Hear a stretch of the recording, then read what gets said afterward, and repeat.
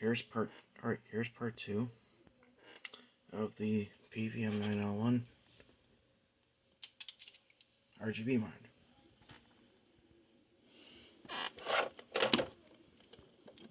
And turn everything into place. So I turn the Genesis.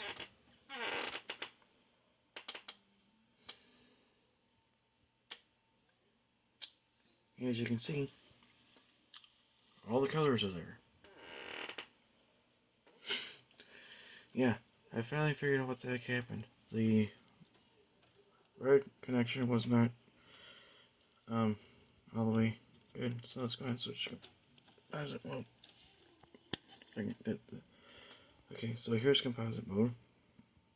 Alright, run through the demo here. So, see, it's a little bit blurry with composite. Let's switch to RGB. Look how nice and clear that is. Great that the video on this phone is not really good, so there we have it. Finally got it to work.